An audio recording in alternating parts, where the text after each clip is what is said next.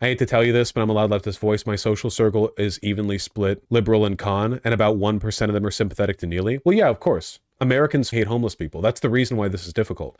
Americans hate and otherize homeless people to an extent that, like, you could not believe. It's like the Ana Kasparian thing. Like, why do you think in California they are so militantly anti-homeless and think that prisoners should be slaves? Like, even in liberal circles, hatred for the homeless is very widespread. Oh, wait.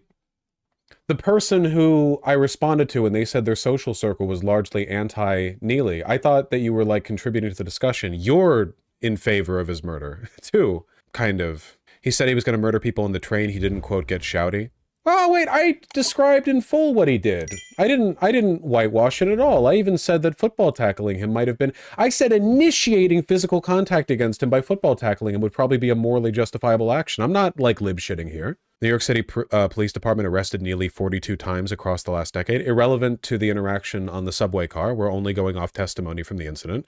He had a documented mental health history with the police. Okay, I don't think that means it's okay to murder a person. Again, not to be the friend that's too woke or anything, I do think that that doesn't, you know, that doesn't, like, legitimize his most recent arrest in November 2021 for slugging a 67-year-old female stranger in the face. Yeah, that's pretty bad. Doesn't really bear on what happened in the context of that train car there.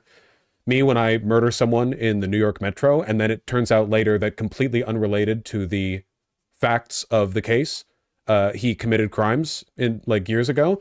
Yay! I'm off! This shit is terrifying the train when it happens, and I'm a capable large guy. Well, I addressed this. I am not one of those people who pretends that homeless people can't be scary sometimes. That sounds like, even me saying that, it sounds like I'm doing a bit or making a joke or something. I'm not. I grew up in Los Angeles. I now live in Seattle. I know they're not New York. I know New York. I know the one city. Everyone in New York is like, bro, you don't understand. Yeah, you don't have bodegas like we have bodegas. Oh, you have an underground metro? Yeah, okay, well, yours doesn't stink as much as ours. That's probably true. I know how you are. But, like, I know homelessness. I'm familiar with it from a distance. I acknowledge my privilege. I'm not woking out here. Homeless people can be spooky. This guy dying has a similar effect to New Yorkers as the insurance CEO dying did in America. We have all been threatened and terrified by psychos in the subway for years now, and the general sentiment here is sympathetic to Penny. I feel like we're dehumanizing him a little bit, like, with the psycho thing.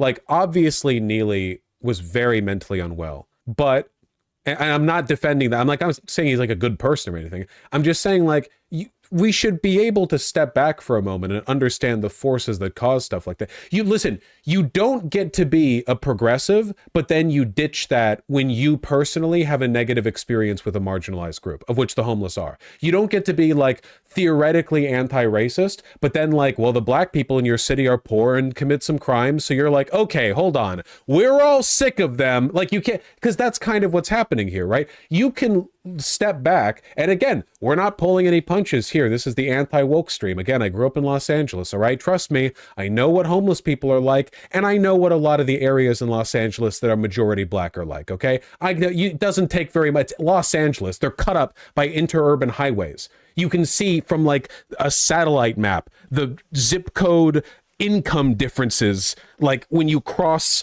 certain, like, you're crossing the Rubicon going under the 405, and then congratulations, you've gone from, like, a wealthy American city into a urban wasteland. I know, but you have to look at that and go, like, okay, why? And you can't just simplify it as, like, well, people are sick and tired of this. Yeah, well, who caused it? You know, it's like the classic NIMBY shit, right?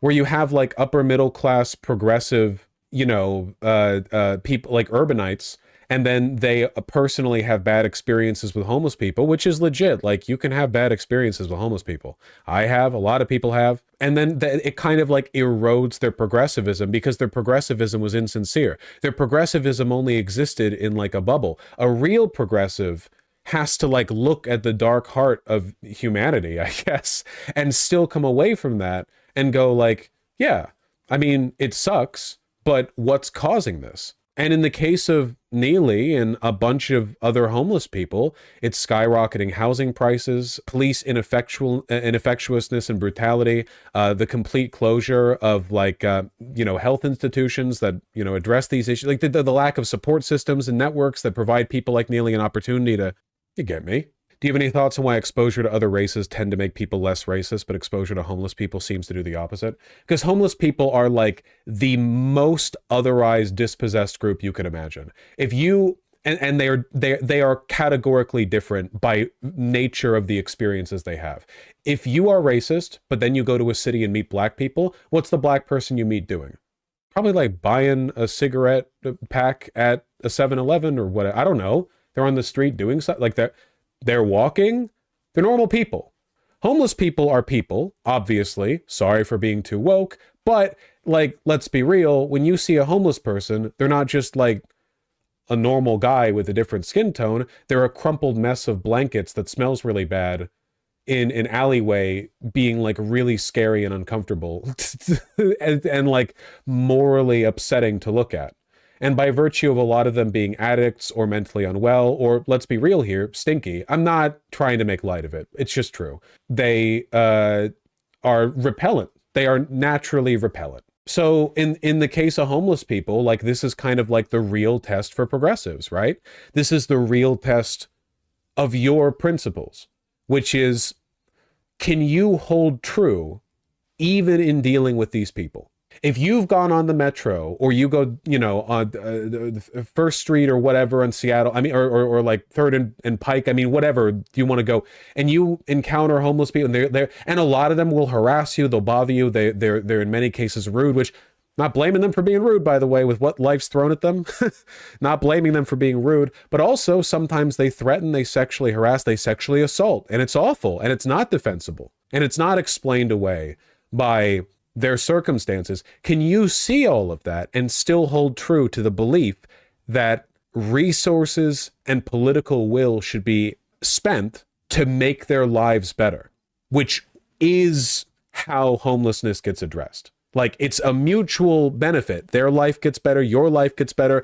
Homeless people don't want to be homeless. If you don't want to interact with homeless people, you don't want homeless people around, you address homelessness. It's the test. People do often give up on their ethical principles when they personally are inconvenienced. There are a lot of like suburban white people out there who consider themselves anti-racist or they're one of the good ones or whatever, but then their daughter brings home a black guy, like their like her boyfriend or whatever, and they're like not burning a cross on their lawn or anything, but they're like, you know, progressivism has to stand that test. I guess to put it another way, you shouldn't be anti-racist because black people are just the same as white people or whatever, like in a fundamental way. They are, but that shouldn't be the reason why. Even in a world where you go to like a city and all the white people look like they're straight out of a, you know, Norman Rockwell painting, and all the black people are criminals or whatever, you should still be able to walk out the other side of that trip and go, well, that sucked, but I maintain my principles, you know?